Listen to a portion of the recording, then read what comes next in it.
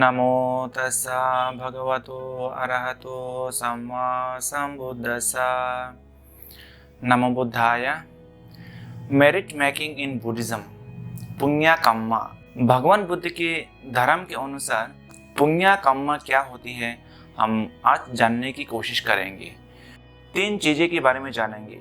सबसे पहले पुण्य का एग्जैक्ट अर्थ क्या होती है, सिंपल में पुण्य का अर्थ क्या होती है, और पुण्य करने के कितने प्रकार का तरीके हो सकते हैं, और पुण्य किस चीज़ में हमें मदद करते हैं या पुण्य करने से क्या लाभ होती है। ये 3 चीज़ें के बारे में जानेंगे।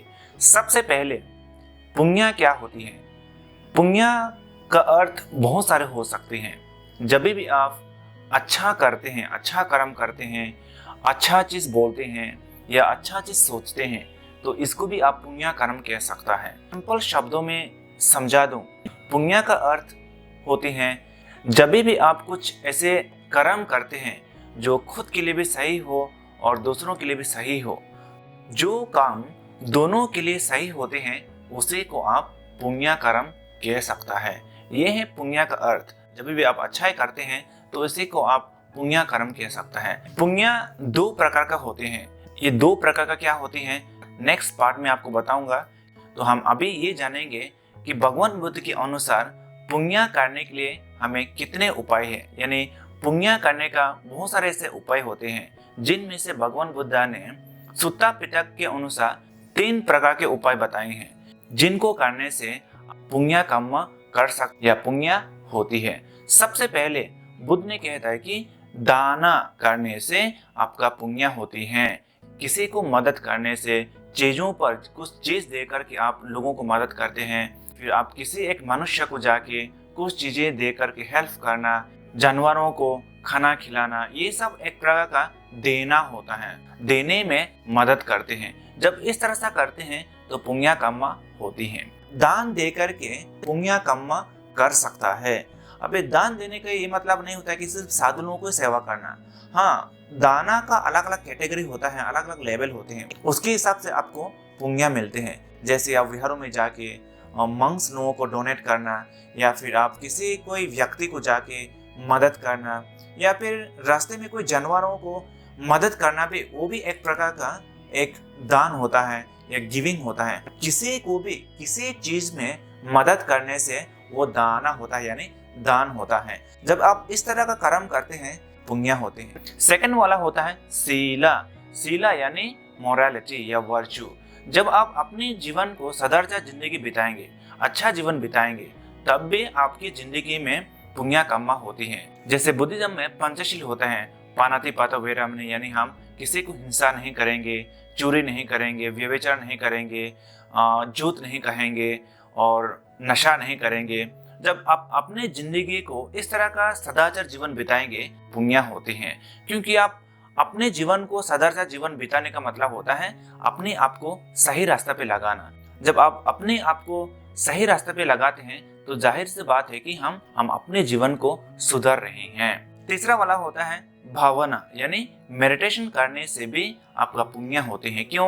क्योंकि आप मेडिटेशन करने से मन को बढ़ाना होता है, मन को एकाग्रता करना होता है, जहाँ पर आप खराब थॉट्स को आने नहीं देते हैं या अपने मन को नेगेटिव से दूर रखते हैं। जब नेगेटिव से दूर रखते हैं तो मन में हमेशा कुशला चित्ता होता रहता है। जब एक व्यक्ति कुशला चित्ता रखते हैं तो उनका पुण्य होते हैं। जैसे कई सारे लोग जो विपश्यना करते हैं, उनका जीवन कितना सुधर जाते हैं, परिवर्तन हो जाते हैं। खराब से खराब व्यक्ति भी सही रास्ते को अपनाते हैं, क्योंकि वो सही और गलत को समझ जाते हैं, और ये होती है सिर्फ और सिर्फ मेडिटेशन के द्वारा ही होता है।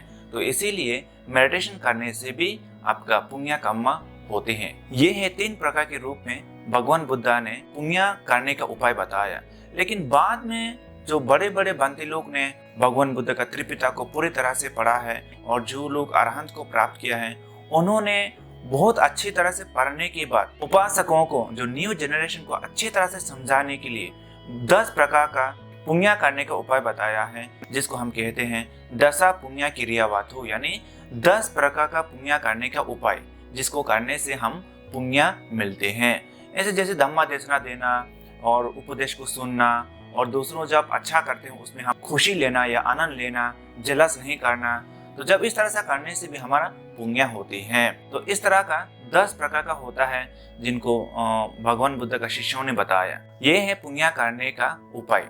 तो अभी हमने बताया आपको कि पुण्य करने का उपाय किस तरह से आप कर्म करने से, क्या करने से आपका पुण्य मिलती है। अभी हम ये देखेंगे पुण्य करने से आपको क्या मदद मिल सकता है या पुण्य करने से आपका क्या लाभ हो सकते हैं। सबसे पहले नंबर 1 तो आपको पुण्य करने से मन साफ होते हैं। मन इसलिए साफ होते हैं क्योंकि एक व्यक्ति सही रास्ते पे जाने से ऑटोमेटिकली उसका माइंड जो साफ हो जाते हैं और वो एकदम शांति से रह सकता है। लोगों को सोचने में, बोलने में या फिर करने में ये सब उनका साफ हो जाते हैं। पुण्य करते रहने से यानी अच्छा करते रहने से उनके मन साफ हो जाते हैं। यह है पहला नंबर। सेकंड वाला होता है पुण्य कर्म हमें फिल्टर की तरह काम करते हैं। कैसे?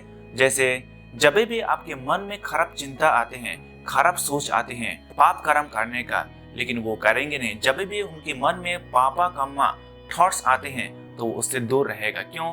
क्योंकि उनको पता है कि अच्छा क्या होते हैं और बुरा क्या होता है, मतलब पुण्य कर्म क्या होते हैं और अच्छा कर्म क्या होते हैं। खराब थॉट्स आते हैं उनको आने नहीं देते हैं, उनको बाहर निकाल देते हैं। तो ये है सेकंड वाला कि पुण्य कर्म हमें एक फिल्टर की तरह काम करते हैं और एक फिल्टर की तरह वो हमें खराब सोच आने नहीं देते हैं। थर्ड वाला होता है पुण्य कर्म हमें खुशी लाते हैं या खुशी देते हैं। और जाहिर सी बात कि लोग अच्छा क्यों करते हैं? क्योंकि हम अपने जीवन में खुशी पाना चाहते हैं, शांति पाना चाहते हैं या अपने जिंदगी में हम सुख से जीना चाहते हैं। तो इसीलिए जब भी आप पुण्य कर्म करते हैं तो हमेशा हमारे जिंदगी में खुशी प्राप्त होते हैं। तो ये 3 चीज आपको समझना होगा कि पुण्य हम उसी को कहेंगे जो हमारे लिए और दूसरों के लिए सही काम करे, उसी को पुण्य कह लेंगे। सुत्ता निपाता के अनुसार 3 प्रकार के उपाय बताया है। पहला है दाना करने से आपको पुण्य मिलते हैं। सेकंड वाला है आप सदाचार जीवन बिताएंगे